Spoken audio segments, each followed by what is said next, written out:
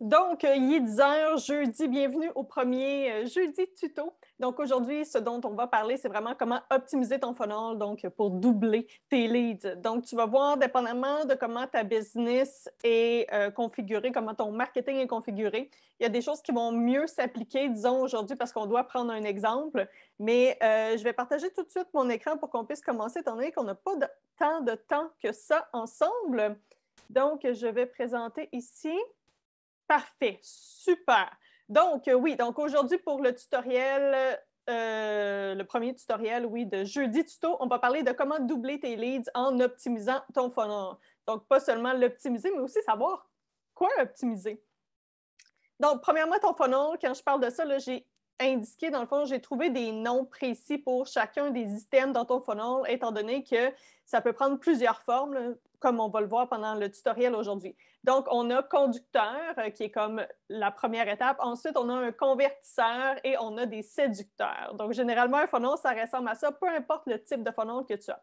Juste pour te donner des exemples, par exemple, conducteur, ça pourrait être des publicités, ça pourrait être des articles de blog, ça pourrait être aussi tes médias sociaux, tout simplement. Transformateur, généralement, dans ce cas-ci, en fait, c'est une landing page, étant donné que c'est pour des leads. Et les séducteurs, ici, c'est des courriels, mais c'est tout ce qui vient après, dans le fond, la landing page pour séduire puis faire en sorte que la personne ne reste pas seulement un lead, mais devienne éventuellement un client. Donc, j'ai créé un petit quelque chose que j'ai appelé un évaluateur de succès du funnel. Je vais te donner le lien pour y avoir accès. Ne stresse pas avec ça, je vais te le montrer, puis je vais te le montrer à la fin. Donc, vas-y pas tout de suite, vas-y vraiment à la fin de ce tutoriel-là pour être sûr que tu écoutes justement qu'est-ce que je dis aujourd'hui, puis que tu ne passes pas à côté justement de certaines, pas nécessairement consignes, c'est ce que j'allais dire, c'est pas nécessairement des consignes, mais tu sais, des trucs que tu devrais savoir. Donc, ton funnel, pour savoir s'il marche ou pas, on va utiliser justement cet évaluateur de succès du funnel dont je parle. Puis, tu vas voir les sections en jaune, c'est les sections où est-ce que tu dois mettre tes informations à toi, puis le reste, tu n'y touches pas. Le reste, c'est des formules, dans le fond, des formules Google, puis ça va se faire automatiquement. Donc, remplis seulement les sections jaunes, puis ça, c'est le lien, dans le fond, que je vais te redonner à la fin. Inquiète pas avec ça, ça va être un bit.ly /évaluateur-funnel. Donc, c'est là que tu vas retrouver ce Google Sheet-là. Puis, je ne demande pas d'avoir accès à ton courriel pour ça. C'est tout à fait gratuit. Donc, tu vas voir ici, dans le fond, tous les éléments qui sont là. On a l'objectif, dépendamment de ton objectif avec ton funnel. Donc, ici, on a mis un exemple de 500 qui pourrait être 500 leads. Puis ici, je parle vraiment de leads qualifiés parce que c'est beau avoir des leads, mais si tes leads ne sont pas qualifiés, ou en tout cas ici, on parle vraiment d'engager, c'est comme ça que je l'ai nommé, mais c'est comme des leads qualifiés, donc des leads qui vont vraiment prendre action, puis qui vont potentiellement devenir des clients pour toi. On a tout ce qui est des KPI par la suite, puis tu vas voir avec les formules, quand tu vas rentrer tes informations, tu vas pouvoir avoir ces résultats-là. Donc, tu n'as pas vraiment de calcul manuel à faire, ce qui est vraiment génial avec cet outil-là. Puis, on a aussi, ensuite, à droite, tu vois performance du funnel. Donc, c'est là qu'on va voir total des leads séduits. Donc, ceux vraiment qui sont qualifiés. Avec ton objectif à côté, pas besoin de l'inscrire parce que ce n'est pas en jaune. Tu vas voir, c'est en haut à droite, à gauche, pardon, que tu vas l'inscrire. Taux de succès qui va être très important. Ensuite, on a les conducteurs. Donc, comme on a parlé, ça peut être des publicités, des trucs comme ça. Transformateur, ta landing page et tes séducteurs. Dans ce cas-ci, ça va être les courriels. Donc, j'ai fait, ici, tu vois, tu vas l'avoir dans ton Google Sheet, mais il y a une version où est-ce que c'est une version vierge, qui est celle que toi, tu devrais remplir. Puis ensuite, j'ai mis un exemple, dans le fond, qu'on va utiliser aussi aujourd'hui, mais c'est juste pour que tu vois à quoi ça pourrait ressembler. Ici, on a vraiment un objectif de 1000 leads séduits, donc des leads qualifiés. Puis, on a mis différents pourcentages pour le taux de clic, le nombre de visiteurs sur... ici, c'est écrit sur le convertisseur, ça devrait être transformateur, je vais le changer. Puis, on a dans le fond tous les calculs qui se font automatiquement, puis c'est ça qu'on va utiliser aujourd'hui, dans le fond, pour pouvoir voir qu'est-ce qu'on devrait optimiser dans notre funnel. Pas seulement qu'est-ce qu'on devrait optimiser, mais comment on devrait l'optimiser. Donc, quoi optimiser? Je reviens en arrière juste pour te montrer, là, en haut, à droite, tu as le taux de succès qui est à 88,9 ce qui est très bon. Mais ici, on ne tient pas compte non plus du temps que le funnel est en place, ni de l'argent, de l'investissement qui a été mis. Mais bon, on a 88,9% du taux de succès. Donc, on est près de notre objectif. Donc, c'est ça qu'on va regarder aujourd'hui. Selon le taux de succès que tu as, le pourcentage, on va avoir différents scénarios.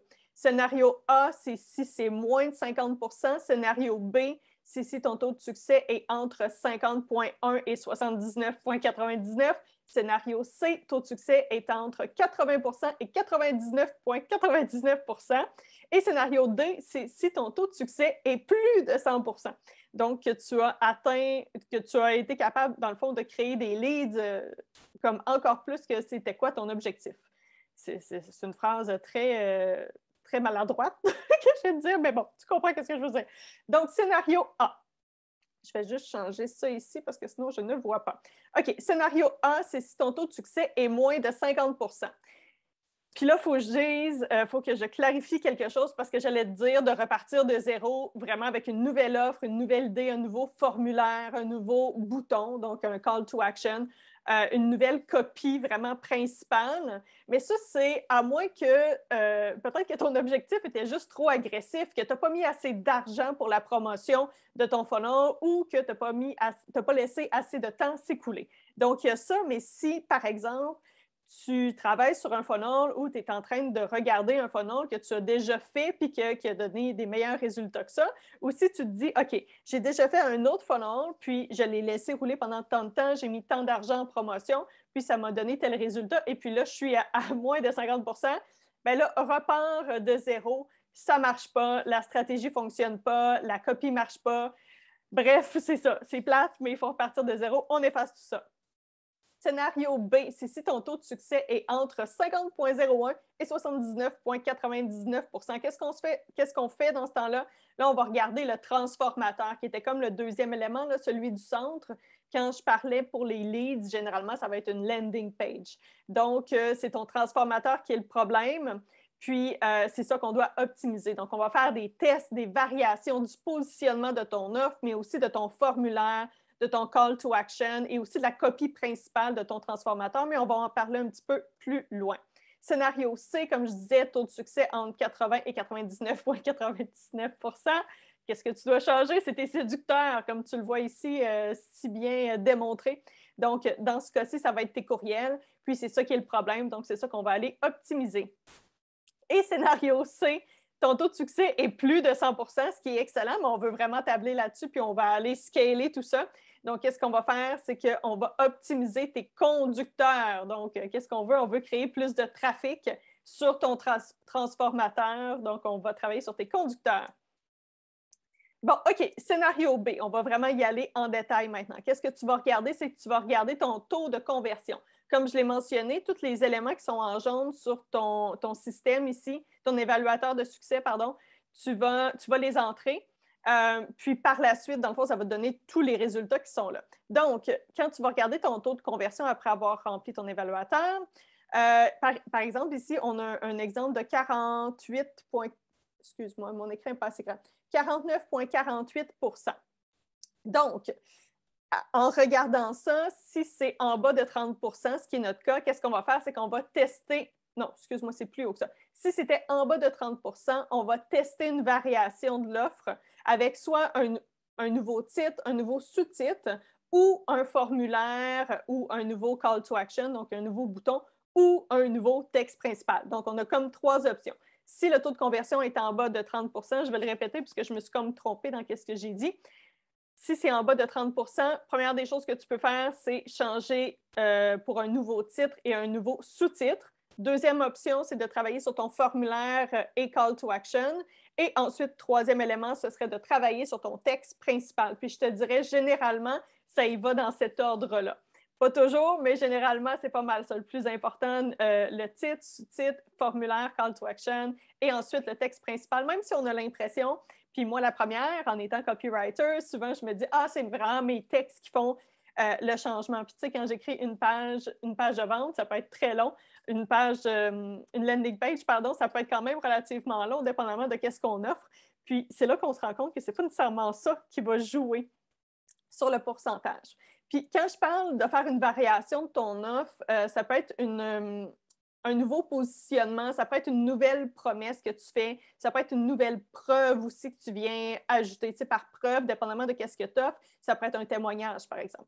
Donc, maintenant, si on regarde si ton taux de conversion est entre 30,01 et 49,99 %, tu vas tester des variations de sous-titres et de titres du formulaire, du call to action, du texte principal. Texte principal, quand je parle de ça, ça peut être les features, ça peut être les avantages, ça peut être les preuves ou d'autres types de bullet points qui ressortent un peu. Donc, à ce niveau-là, on va vraiment aller travailler tous ces éléments-là. Puis là, ne stresse pas avec les pourcentages. Je les ai inscrits dans ton évaluateur de succès. Donc, tu vas avoir accès à tout ça. Donc, pas besoin de prendre ça nécessairement en note. Et si c'est au-dessus de 50 %, si ton taux de conversion est au-dessus de 50 %, bien, on garde ça comme ça, puis on va focusser sur l'optimisation de tes conducteurs pour augmenter le trafic vers ton transformateur. Donc, scénario C. L'optimisation de tes séducteurs. Donc là, on va regarder le score d'engagement. Puis le score d'engagement, dans le fond, la raison pour laquelle j'ai mis ça, c'est parce que c'est bien beau avoir des leads, comme je le mentionnais, mais qu'est-ce qu'on veut? C'est avoir des leads engagés, des leads qui sont séduits, tout ça, pour faire en sorte, dans le fond, que ce soit des leads qui soient qualifiés. Parce qu'un lead en soi ne vaut pas grand-chose s'il n'est pas qualifié. Donc, dans ton évaluateur de succès, encore une fois, on va regarder le score d'engagement.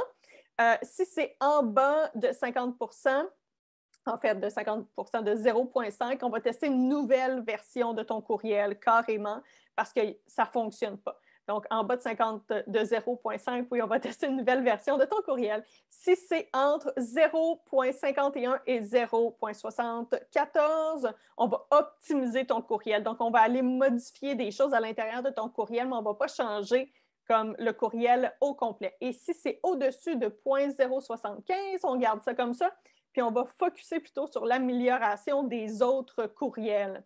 Donc, par exemple, ici, si on regarde le deuxième et le troisième, c'est les deux premiers sur lesquels je travaillerai avant de regarder les autres, étant donné que c'est ceux qui sont les plus bas.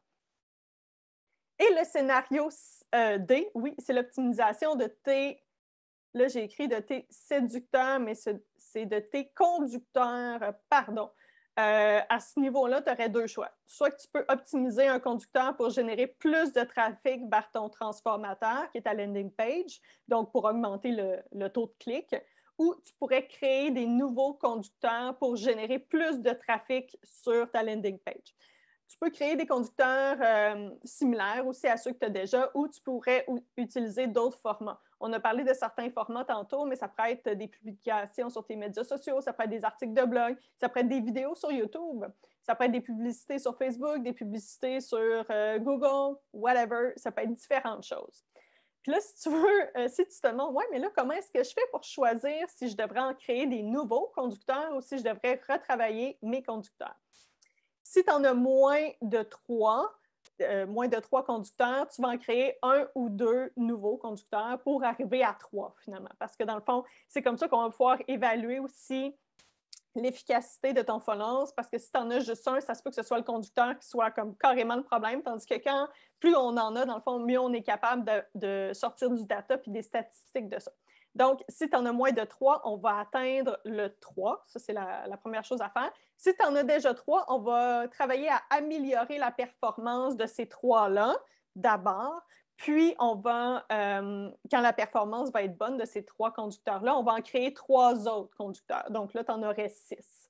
Puis, si tu en as déjà 6 ou plus, qu'est-ce qu'on va faire? C'est qu'on va travailler à améliorer la performance de ces 6 conducteurs ou plus-là en premier. Puis ensuite, on va créer des nouveaux conducteurs en batch de 3. Donc, pourquoi je dis en batch de 3? C'est tout simplement pour, comme je le mentionnais, des fois, ça se peut qu'un seul conducteur ne fonctionne pas bien. Donc, une tactique que j'ai, c'est chaque fois que tu veux créer un conducteur, crée 2 autres variations. Parce que des fois, une toute petite variation peut avoir un gros impact au final sur les résultats de ton funnel. Donc, c'est toujours important de tester à ce niveau-là. Puis quand je dis améliorer la performance là, des conducteurs, ça veut dire d'améliorer la quantité de trafic vers le transformateur.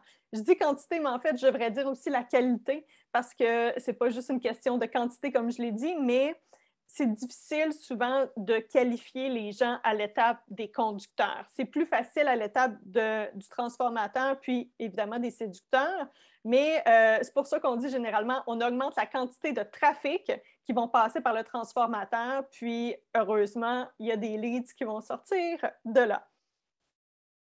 Donc, les prochaines étapes, comme j'ai mentionné, j'allais te redonner, dans le fond, le lien pour avoir accès à l'évaluateur de ton funnel. Donc, ça va être bit.ly/évaluateur funnel.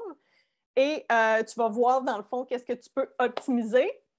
Et j'ai mis de tester, tester, tester, parce que c'est bien beau regarder justement les statistiques, mais tu sais, il faut que tu testes.